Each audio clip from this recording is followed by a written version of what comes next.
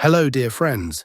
You are on the Ruslan Bailov channel, and this is the daily summary of the combat situation on the Ukrainian front. The Minister of Foreign Affairs of Turkey, Fidan, stated that we are currently at the closest point to ending the conflict. The Prime Minister of Hungary, Orban, said that in the foreseeable future, the war in Ukraine will come to an end. At the same time, Trump, speaking today, announced that he will impose the most serious sanctions on everyone who does business with Russia. And here is what I'm wondering. Do you have the feeling that the war is about to end? Personally, I do not. I had that feeling back in the spring. But now it feels like no one knows when this will all end. Well, the fighting on the front continues, and we continue to analyze the situation. So friends, over the past 24 hours there were new successful advances, and once again another settlement was taken under control. Guess by whom? Well, of course, by the Vostok grouping. But today we will not start with them. We will begin with another grouping, the Dnieper grouping, which is also operating in the Zaporoziya region. A rather important advance occurred on a dead section of the front in the Orikhiv direction. This is yet another town in the Zaporoziya region that the Russian army reached 3 years ago, but where it had been unable to achieve progress ever since. To give you a clear picture, what you now see on the map is more or less the same line of contact that existed 3 years ago. The Russian forces used to stand slightly further, but on the whole it does not change the overall picture. Nevertheless, over the last 1.5 months, even this section of the front began showing signs of movement. In October, Russian forces improved their positions near Novoandreevka and Novodanilovka, and also managed to enter Malyaya Tokmachka and advance inside the settlement. And yesterday, the Russian Ministry of Defense announced that the Dnieper grouping managed to finish off this large village and take it under control. And the settlement is indeed large. From one end to the other, it is almost 9 kilometers long, and before the war, more than 3,000 people lived there.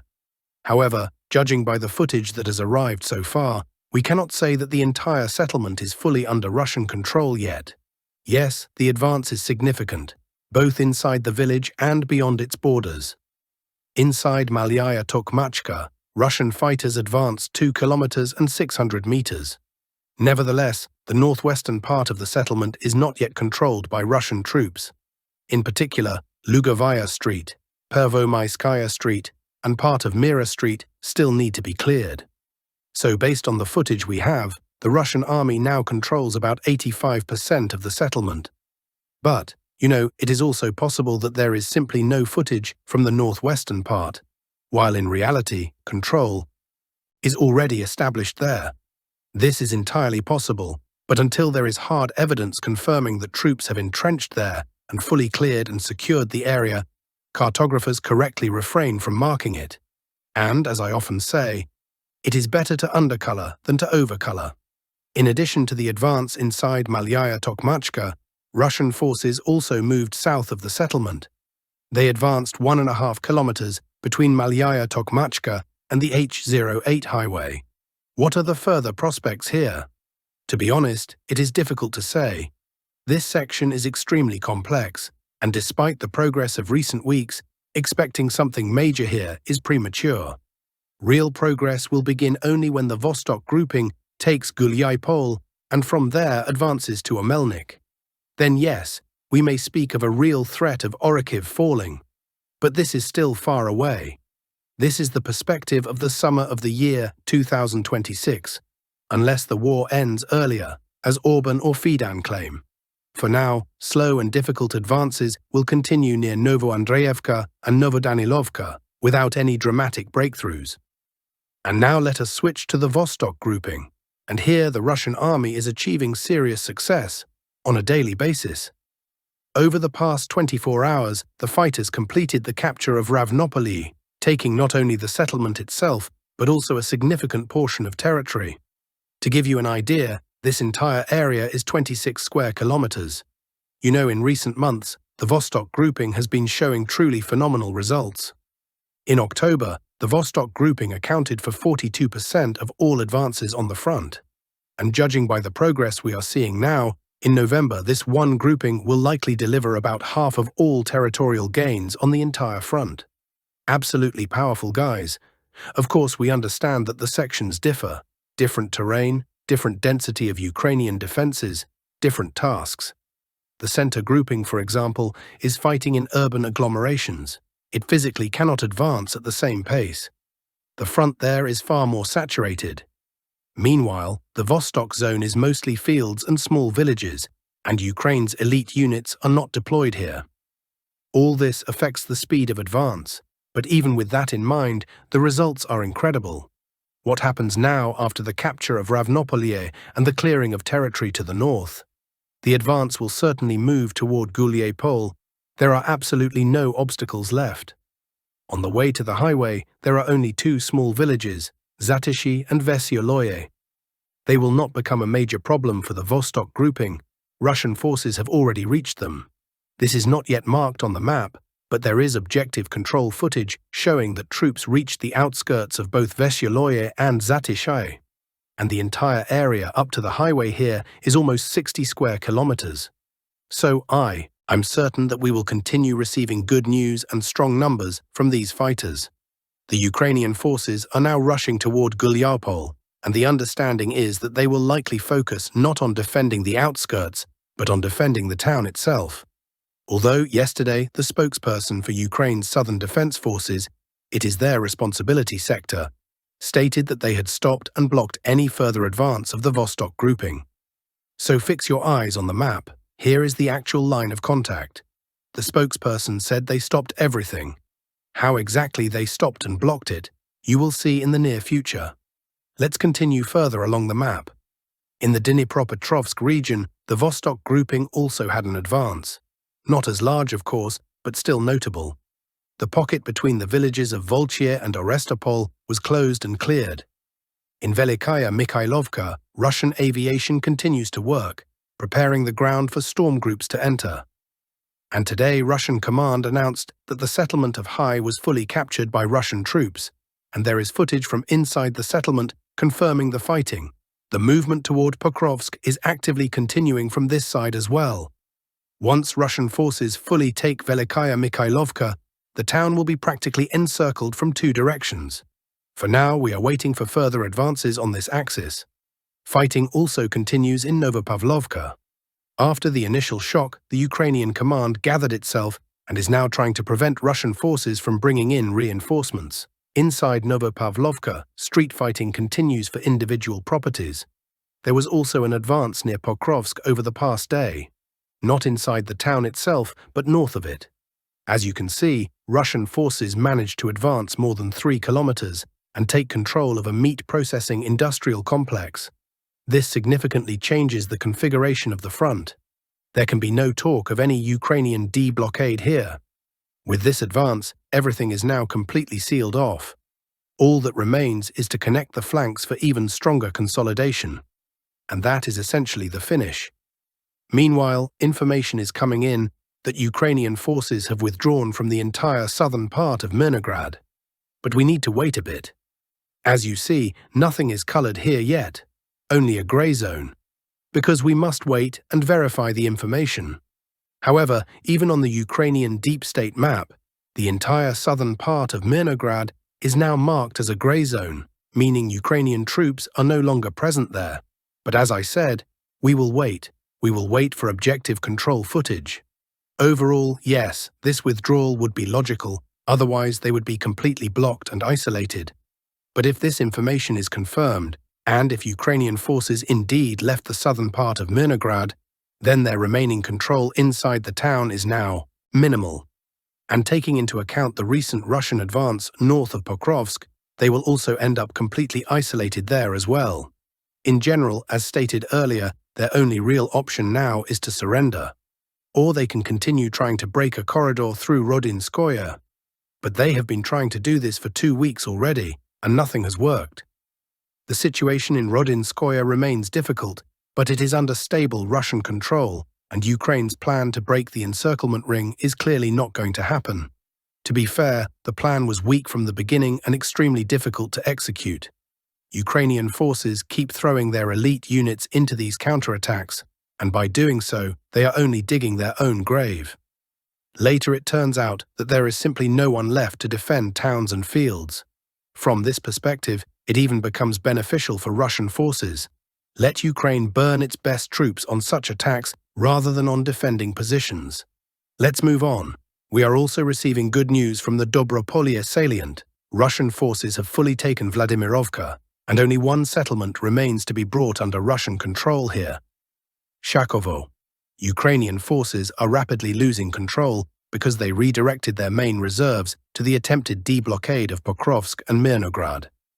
In the area of Konstantinovka, Russian forces have taken the settlement of Ivanopol, preparing a strong southern foothold for entering the city.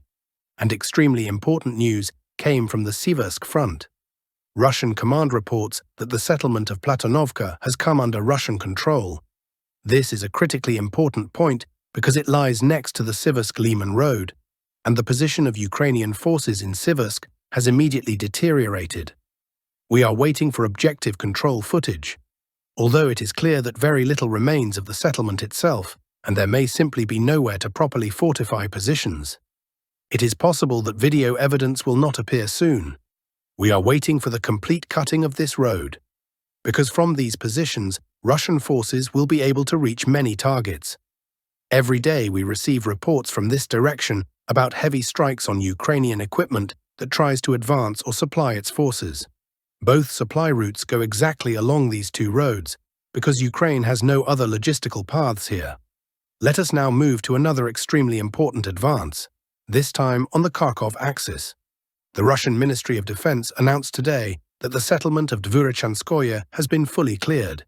This means the two fronts have finally linked up, and a large area has been marked under the complete control of the Russian army.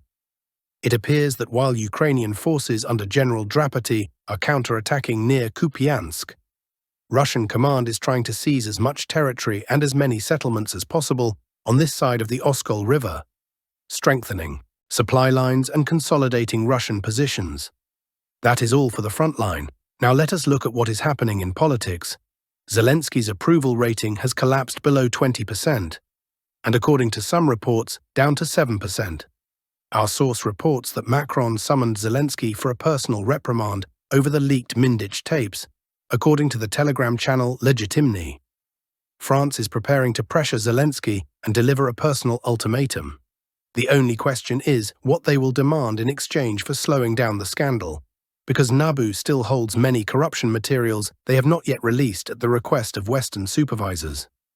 Nothing good for Ukrainians is coming out of this, because Zelensky may agree to tighten mobilization in order to preserve his personal power. Meanwhile, the number of irregular armed groups, the so-called self-organized units, is growing and will soon surpass the size of the armed forces of Ukraine. This is a threat to national stability, as it brings multiple risks.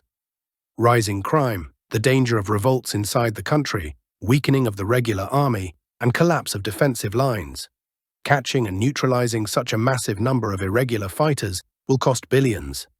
Money Ukraine simply does not have. This is the internal decomposition of Ukraine. These irregular groups were created by the government itself. Desertion is widespread even among experienced fighters, and this is another huge danger. We have written many times about the government's mistakes in mobilization. This is entirely the fault of Zelensky and Yermak. As usual, they will try to solve the problem through force, but this will only cause even more chaos and crisis. The Mindich scandal has already gone beyond the boundaries of an anti-corruption investigation and has become a factor capable of shaking Zelensky's rule at a moment when the front is cracking everywhere. Political crisis is now turning into open confrontation. Against this background, Kiev is already discussing the possibility of mass protests, reports the Telegram channel Resident. According to their source, not just a series of rallies is being prepared, but an attempt to bring significant forces into the streets, including representatives of local elites and several mayors. Among the names mentioned is the former mayor of Odessa, Gennady Trukhanov. At the same time, anti-corruption activist Maria Barabash, previously part of the Reform Council and connected with American political circles, is calling for a protest on Maidan. She names two reasons: the corruption scandal surrounding Mindich and the disastrous defensive situation in Pokrovsk. She claims that after the publication of the tapes, Zelensky's office can no longer admit defeat in Pokrovsk because the reputational damage could be fatal for Zelensky's power. Therefore, according to her, Ukraine is sending its last reserves to Pokrovsk not out of military necessity, but to preserve Zelensky's political control. The town itself is becoming an example of how military decisions are being made through the prism of political survival rather than military logic. The personality of Barabash is also noteworthy. Earlier this year, she already claimed she had transferred compromising materials on the Ukrainian leadership to American institutions. And now, with the FBI reportedly interested in the Mindich case, her involvement in protest activity makes Zelensky's office extremely nervous. And for good reason. A new political knot is forming in Ukraine. Corruption crisis, military setbacks, and the voice of the street are beginning to intertwine. Each factor alone would be manageable, but all of them together create risks to the stability of the government. The Mindich scandal has already moved beyond the legal plane and has become a catalyst for political processes where street protests are viewed as a tool of pressure on Zelensky. And for the first time since the start of the war, discussions of a new Maidan are coming not only from activists, but even from members of the security apparatus. Zelensky's decision to pause negotiations with Russia came at a moment when the front line remains critically strained and Ukraine's resources are rapidly depleting. Formally, the authorities explain the pause by the lack of progress in previous rounds of talks. In reality, this pause has a political dimension. Zelensky must preserve the status quo and continue the war, because the wartime regime blocks any scenario of a change of power. The absence of negotiations becomes a strategic choice, one that affects not Ukraine's international position, but its internal stability. Kiev continues seeking external funding to support both the economy and the front. But this strategy is already running into obvious limits. The United States has sharply reduced support. European countries are stuck on decisions regarding additional funding. Corruption scandals around Zelensky's entourage undermine trust in Kiev among key partners. Nevertheless, the official course remains the continuation of the war. Despite the shrinking mobilization pool, the growth of irregular armed groups, and the deteriorating political situation. Some say Zelensky's approach plays directly into Moscow's hands. A prolonged conflict widens opportunities for Russian offensive operations and increases the cost of any future agreement for Ukraine. Without negotiations, Russia can gradually improve its position at the front line, while Ukraine loses territory, troops, infrastructure, and social stability. If hostilities continue for several more years without breakthroughs and without full external support, Ukraine may face a sharp demographic collapse, the breakdown of its energy system, and a new wave of mass migration. In practice, Ukraine will lose another 2 to 3 million men at the front, while the country itself will be left with a destroyed energy system. And once another 10 to 12 million refugees leave a country plunged into darkness, the state will simply cease to exist. We continue to follow developments, friends. Subscribe to our channel. Peace and goodwill to everyone.